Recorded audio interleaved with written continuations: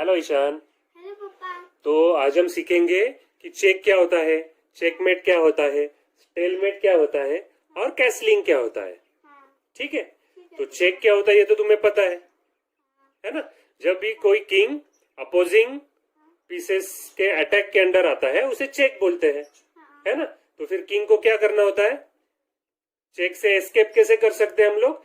या तो हम लोग किंग को सेफ स्क्वायर में मूव कर सकते हैं, है ना। या फिर जो पीस किंग को चेक दे रहा है उस पीस को हम कैप्चर कर सकते हैं, मतलब मार सकते हैं। या फिर जो पीस किंग को चेक दे रहा है हाँ। उसका रास्ता हम दूसरा पीस बीच में रख के उसको ब्लॉक कर सकते हैं। हाँ। ये तीन तरीके से हम चेक से एस्केप कर सकते हैं, ओके पापा। है ना।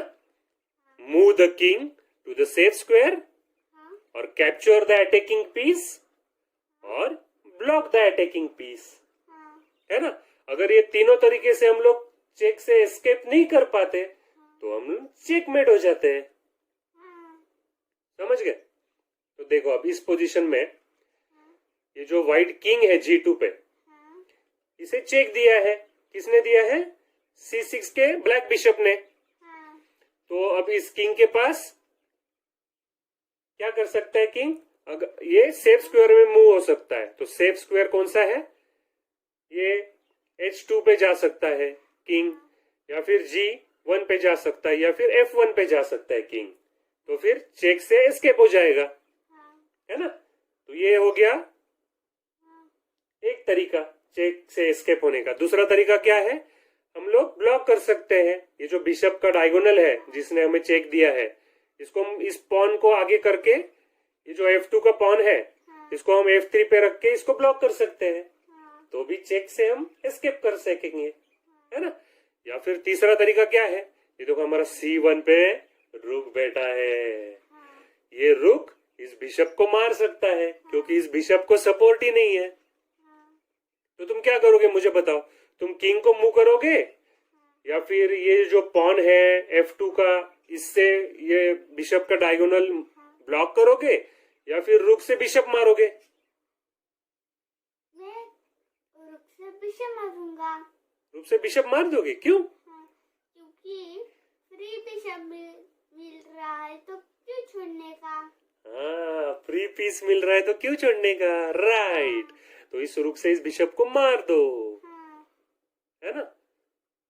तो समझ गए तुम चेक और चेकमेट।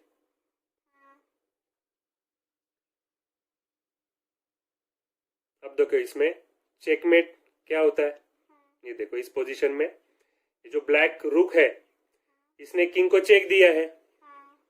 है ना। G1 पे जो किंग है उसे B1 के ब्लैक रुक ने चेक दिया है, लेकिन इसमें तो कुछ हो ही नहीं सकता। इसे पता है ना क्या बोलते हैं, कौन सा चेकमेट बोलते हैं इसे, back bank rank mate. Back rank mate. क्योंकि इसमें क्या है देखो, इसमें किंग के पास सेफ स्क्वायर ही नहीं है जाने के लिए, किंग किधर मूव ही नहीं हो सकता, है ना।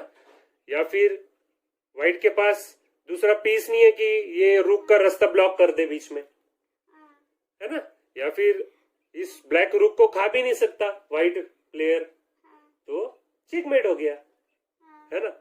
अब इस पोजीशन में देखो ये जो व्हाइट किंग है F3 पे, इसे चेक दिया है, किसने दिया है, C6 के ब्लैक बिशप ने। लेकिन किंग के पास कोई स्क्वायर ही नहीं है जाने के लिए। देखो तुम पॉन के पास ये दो स्क्वायर्स है, नाइट के पास ये स्क्वायर्स है, ये डायगोनल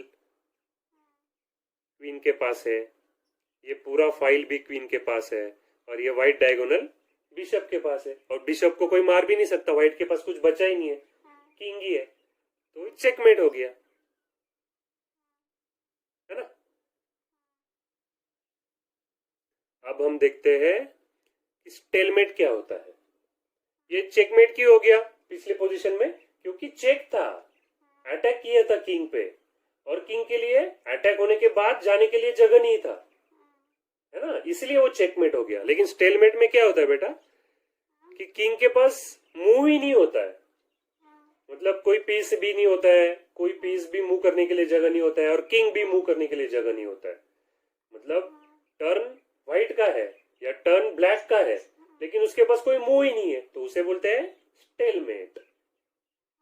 देखो इस पोजीशन में व्हाइट स्टेलमेट हो गया। क्यों पता है? क्योंकि अभी व्हाइट का टर्न है और व्हाइट कुछ कर ही नहीं सकता, ना पॉन आगे कर सकता है क्योंकि H3 पे ब्लैक पॉन है, तो पॉन भी आगे नहीं कर सकता, और किंग भी किधर मूव नहीं हो सकता। क्यों? क्योंकि ये बिशप के पास व्हाइट डायगोनल है और ये रुक के पास ये फाइल है, F फाइल पूरा रुक के पास है, और ये जो आगे का व्हाइट स्क्वायर है ये ब्लैक पॉन के पास है, तो किंग कहाँ जाएगा? कहीं नहीं जा सकता। लेकिन टर्न तो व्हाइट का है और वो कहीं नहीं जा सकता, उसके पास मूव नहीं है, तो उसे बोलते हैं स्टेलमेट, मतलब ड्रॉ। बराबरी में छूट गया ये मुकाबला, दोनों प्लेयर जीत गए, व्हाइट भी जीत गया और ब्लैक भी जीत गया। तो याद रहे, कभी एंड गेम में सामने वाले को स्टेलमेट नहीं करना है, नहीं तो ऐसे हो जाता है। देखो अभी ब्लैक के पास रुक भी है, बिशप भी है, पॉन भी है, फिर भी जीत नहीं सका, स्टेलमेट कर दिया व्हाइट प्लेयर को। समझा? स्टेलमेट कभी नहीं करना। देखो इस पोजीशन में भी व्हाइट स्टेलमेट हो गया, व्हाइट के पास ये दोनों पॉन है, व्हाइट पॉन बी फाइल के, जो ये दोनों मूव नहीं हो सकते, आगे ब्लैक पॉन है ना। किंग मूव नहीं हो सकता क्योंकि ये जो ब्लैक स्क्वायर है ये इस पॉन के पास है, ये व्हाइट डायगोनल क्वीन के पास है, ये व्हाइट डायगोनल ये बिशप के पास है, और ये जो पॉन है F2 का ये पिन है, ये ब्लैक स्क्वायर के बिशप से ये पॉन पिन है, तो ये पॉन भी नहीं हिल सकता और ये किंग भी नहीं मूव हो सकता किधर भी, तो ये स्टेलमेट हो गया, है ना।